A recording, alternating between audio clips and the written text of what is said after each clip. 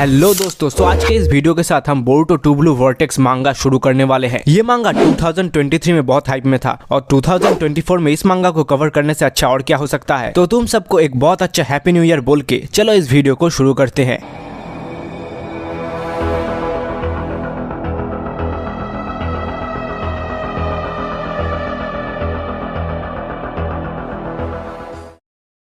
मांगा की शुरुआत में ही हम सारादा को होकागे ऑफिस में देखते हैं, जो कि चिल्ला के बोलती है, आप समझ क्यों नहीं रहे हैं, मैंने ये आपको बार बार समझाया है। और दूसरी तरफ हम कोनोहामारू और शिकामारू को देखते हैं, जो कि अब करंट होकागे है। राइट बैक एट यू सारादा, हमने उसे बहुत मौके दिए हैं और उसने पहले लाइन क्रॉस किया है। याद रखो वो एक धोखेबाज है जिसने होकागे को मारा है और उनके बेटे कावाकी को भी मारने की कोशिश की है और अब वो बच नहीं सकता। जिसके जवाब में सारादा बोलती है कि शिकामारू का पूरा प्रेमाइस ही गलत है और बोरुटो ऐसा कभी नहीं करेगा और उन्हें उसके साइड की बातें भी सुननी चाहिए। मगर कोनोहामारू सारादा की बात काटते हुए बोलता है, अगर बोरुटो गिल्टी नहीं है तो फिर वो भागा क्यों, और उनके पास एइडा का सेनरिगान का आई टेस्टिमोनी भी है। फिर भी सारादा बोरुटो की बात सुनने के लिए भी दावा करती है और बोलती है कि कोई भी भागेगा अगर कोई उनके नाम का डेथ वारंट इशू करे तो। मगर शिकामारू बोरुटो का डेथ ऑर्डर उठाने के लिए मना कर देता है और सारादा को बोलता है उसे अपने मिशन पे ध्यान देना चाहिए, क्योंकि अगर ऐसे ही चलता रहा तो वो कभी गेनिन रैंक से ऊपर नहीं उठ पाएगी। क्यों, मेरे डैड भी बोरुटो की तरह एक ट्रेटर थे इसलिए? नहीं, ये सास्के के बारे में नहीं बल्कि तुम्हारे फ्यूचर के बारे में है as a shinobi. Lord seventh ने एक बार मेरे पापा को अच्छाई पे रास्ते पे वापस लाए थे,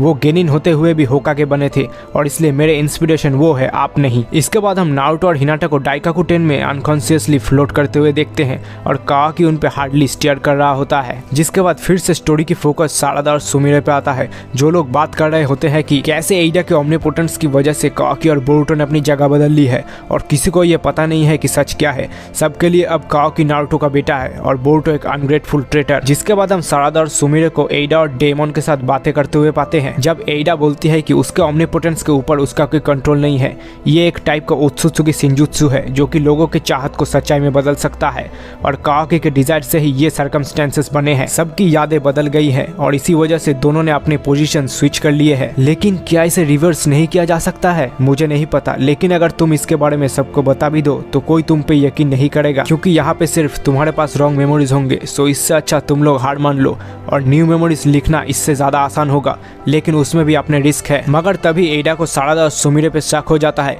क्योंकि यही दोनों है जो कि एइडा के ओमनीपोटेंस से अफेक्टेड नहीं हुए हैं, जो कि सिर्फ कोई फैमिली मेंबर या फिर ओत्सुत्सुकी कर सकते हैं। जिस बात को सुमिरे बस ये बोल के टाल देती है कि वो लोग बस शो ऑफ कर रहे हैं, ऐसा कोई नहीं है जो कि उसके एबिलिटीज से बच सकते हैं। तुम सही हो, मैं भी ऐसा ही सोचती थी। जिसके बाद हम कावाकी और मित्सुकी को एक साथ देखते हैं, जब कावाकी मित्सुकी को बोलता है, तुम्हारा मर्डरस इंटेंट ऐसे मत बहाने दो, मुझे सांस लेने में तकलीफ होती है। अभी भी बोरुटो तुम्हें मारने की कोशिश कर रहा है और उसके पास भी तुम्हारे जैसे सेम ओत्सुत्सुकी पावर्स हैं और ये भी अजीब नहीं होगा अगर उसके पास अपना चक्रा इरेज करने की एबिलिटी हो। हाँ, लेकिन अगर वो विलेज में आया तो वो मेरे आंखों से नहीं बच पाएगा। मैं बस तुम्हें प्रोटेक्ट करना चाहता हूँ कावाकी, मैं बोरुटो को अपने हाथों से मारूंगा। जो करना है कर, मगर हर वक्त एक क्रीप की तरह मुझे फॉलो मत किया कर। और तभी कावाकी को इन्वेस्टिगेशन टीम का कॉल आता है, जो बाहर कोड के क्लॉ मार्क्स दिखने का रिपोर्ट करते हैं और ये सुन के कावाकी तभी वहाँ से उड़ के चला जाता है। मगर मित्सुकी वहीं पर अकेले खड़ा रह के कहता है, तुम ही वो सूरज हो जो मेरे चांद को रोशनी देते हो, है ना कावाकी।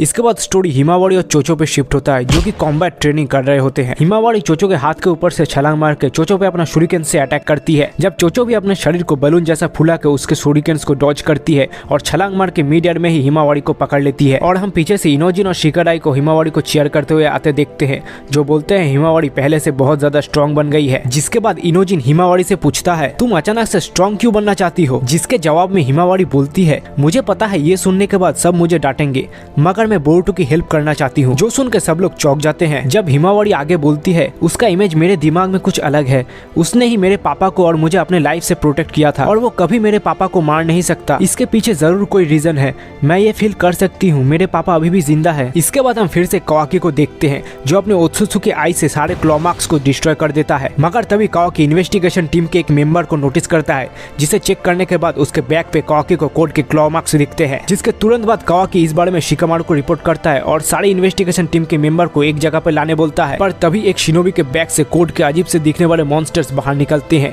और विलेज में सभी को अटैक करने लगते हैं। और दूसरी तरफ होकागे के ऑफिस में कोनोहामारू रिपोर्ट करता है कि बहुत सारे ऐसे क्रिएचर्स मल्टीपल लोकेशन पे एक साथ अपीयर हुए हैं जो सिविलियंस पे अटैक कर रहे हैं। जो लड़ नहीं सकते उन्हें इवैक्यूएट करो और जो लड़ सकते हैं उन्हें नियरेस्ट फाइट में भेजो। कोड, तूने आखिर इस वक्त क्यों हमला किया है? इसके बाद हम एक लड़की को रास्ते में पड़े हुए देखते हैं जिसे एक क्लॉग्राइम अटैक करने ही वाला है, मगर तभी काओकी आके उस लड़की को बचा लेता है। और दूसरी तरफ सारा भी कोड के क्लॉग्राइम से फाइट कर रही है। जब वो नोटिस करते हैं ये मॉन्स्टर्स अपने क्लॉमार्क से एक दूसरे को ट्रांसपोर्ट कर रहे हैं और अपने नंबर्स बढ़ा रहे हैं। और तभी एक क्लॉग्राइम के बैग से कोड बाहर निकलता है। गुड डे सारादा उचिहा, तू यहाँ पे क्या कर रहा है? कोड, मैं बोरुटो को ढूंढ रहा हूँ। वो यहाँ पर नहीं है, वो 3 साल पहले ही विलेज छोड़ चुका है। मुझे पता है, सॉरी मैंने गलत वर्ड्स यूज किए हैं। मैं ये रिफ्रेश करके बोलता हूँ, मैंने उसे ढूंढना बंद कर दिया है और इसलिए मैं यहाँ हूँ। अब मैंने ये सोचा है कि मैं उसे यहाँ बुलाऊं ताकि वो तुम सबसे मिल पाए। पहले तुम होगी जो चिल्लाओगी ताकि ये चीख उसके कानों तक पहुँचे। मगर तभी अचानक एक पैर आके कोड के मुंह के ऊपर लगता है। इसी डिस्गस्टिंग आइडियाज की वजह से लड़कियां तुझसे दूर भागती है। कोड अपने क्लॉज से बोरुटो को अटैक करने की कोशिश करता है पर बोरुटो आराम से उसे डॉज कर लेता है। सो तू फाइनली आ ही गया बोरुटो।